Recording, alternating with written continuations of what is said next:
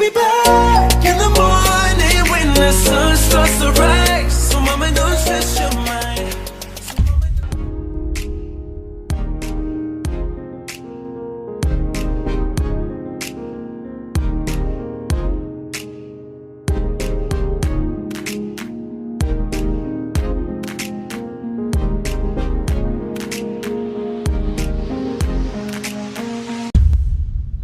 Assalamualaikum warahmatullahi wabarakatuh. Halo teman-teman, apa kabar? Semoga kita semua selalu diberi kesehatan ya. Baiklah teman-teman, kali ini bersama channel Pesi kita akan mempelajari tentang pencemaran lingkungan. Macam-macam pencemaran lingkungan. Beberapa bahan pencemar telah memasuki lingkungan hidup manusia, sehingga menyebabkan perubahan kualitas lingkungan.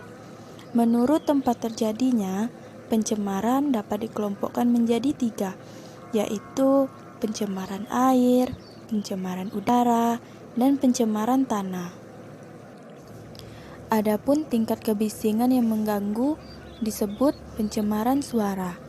Pencemaran atau polusi suara disebabkan antara lain oleh suara bising kendaraan bermotor, pesawat terbang, kereta api, mesin pabrik, dan radio yang berbunyi keras sehingga mengganggu pendengaran. Baiklah teman-teman, kita masuk ke pencemaran air. Nah, teman-teman pernah tidak memperhatikan sungai-sungai yang terdapat di perkotaan atau sungai-sungai yang terdapat di daerah pegunungan atau pedesaan? Bagaimana warna airnya? Umumnya, sungai-sungai yang terdapat di pegunungan atau pedesaan masih alami sehingga airnya masih jernih. Sebaliknya, sungai-sungai di perkotaan umumnya sudah keruh atau berwarna kehitaman karena sudah tercemar berbagai bahan buangan atau limbah sisa-sisa aktivitas manusia. Pencemaran air ini merupakan peristiwa masuknya bahan-bahan berbahaya, merugikan atau tidak disukai ke dalam air dengan konsentrasi atau jumlah yang cukup besar untuk dapat merugikan atau mempengaruhi kegunaan atau kualitas air. Nah, pencemaran air ini dapat terjadi secara langsung dan secara tidak langsung. Pencemaran air secara langsung terutama disebabkan oleh buangan dari kegiatan industri, pertanian, dan rumah tangga. Sementara itu, pencemaran air secara tidak langsung terjadi karena adanya rembesan zat-zat kimia beracun dan berbahaya dari timbunan limbah industri, pertanian, dan rumah tangga ke dalam perairan terbuka seperti sungai, laut, saluran air, danau, waduk, dan sumur, serta air dalam tanah. Seringkali air yang kita gunakan untuk minum terkontaminasi oleh bakteri yang berasal dari tanah atau feses hewan maupun feses manusia. Karena berasal dari feses hewan dan manusia, kebanyakan bakteri yang mencemari air minum adalah bakteri-bakteri yang hidup di usus sehingga dapat menyebabkan beberapa penyakit serius, di antaranya bakteri tipus dan kolera. Salah satu contoh bakteri yang sering mencemari air minum adalah bakteri E. coli. Air minum yang mengandung E. coli merupakan indikator bahwa air tersebut telah tercemar oleh feses hewan ataupun air limbah. Walaupun E. coli ini tidak terlalu bahaya, kehadirannya di dalam air mengidentifikasi adanya bakteri-bakteri usus lainnya yang lebih berbahaya. Pencemaran air yang disebabkan oleh bahan-bahan kimia kebanyakan disebabkan oleh proses-proses industri. Electroplating contohnya menghasilkan limbah yang mengandung tembaga dan sianida. Jika masuk ke perairan, bahan-bahan kimia ini akan meracuni hewan-hewan dan tumbuhan air, bahkan manusia yang meminum airnya. Selanjutnya, kita masuk ke pencemaran udara. Seperti air, udara juga merupakan sumber daya alam yang sangat penting bagi manusia dan makhluk hidup lainnya. Jika tidak ada udara, pasti tidak ada kehidupan di muka bumi ini.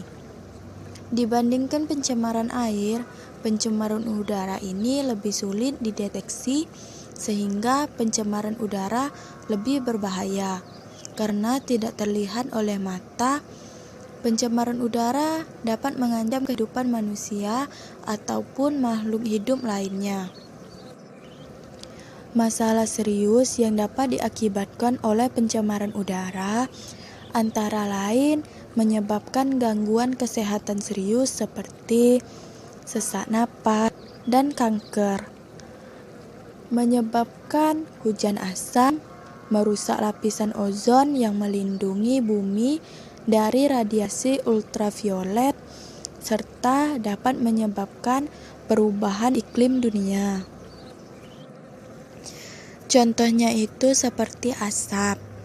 Asap terutama tersusun atas partikel-partikel kecil karbon datar yang berasal dari pembakaran batu bara di pusat-pusat pembangkit tenaga listrik atau di rumah tangga.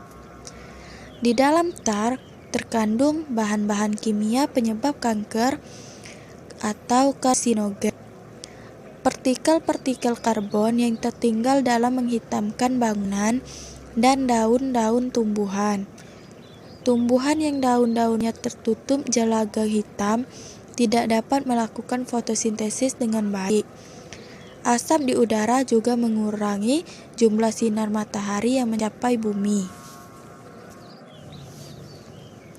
Selanjutnya yaitu pencemaran tanah. Seperti halnya air dan udara, tanah juga dapat mengalami pencemaran. Yang dimaksud dengan pencemaran tanah adalah suatu dampak limbah rumah tangga, industri, dan penggunaan pestisida yang berlebihan pada tanah. Bentuknya meliputi menurunnya estetika tanah dan kegunaannya bagi pertanian, serta meningkatnya kandungan zat kimia beracun dan berbahaya di dalamnya. Pencemaran tanah dapat terjadi karena adanya sampah-sampah organik atau sampah-sampah anorganik. Sampah-sampah organik seperti kulit buah, daun-daun, jaringan hewan, kotoran hewan, dan kertas dapat dihancurkan oleh mikroorganisme tanah atau dekomposer menjadi mineral, gas, dan air sehingga terbentuklah humus. Bahan-bahan buangan yang tidak mudah atau tidak dapat diuraikan oleh dekomposer misalnya besi, plastik, kaleng, kaca, dan aluminium digolongkan sebagai sampah anorganik. Agar tidak mencemari tanah, sampah-sampah tersebut harus didaur ulang. Baiklah teman-teman, itulah pembahasan mengenai pencemaran lingkungan. Mari bersama-sama kita menjaga lingkungan dengan cara tidak membuang sampah sembarangan, tidak membuat polusi udara, dan tidak menggunakan pupuk pestisida berlebihan. Baiklah teman-teman, sampai di sini dulu ya. Semoga bermanfaat. Terima kasih telah menonton. Jangan lupa like, komen, dan subscribe. Saya akhiri. Wassalamualaikum warahmatullahi wabarakatuh.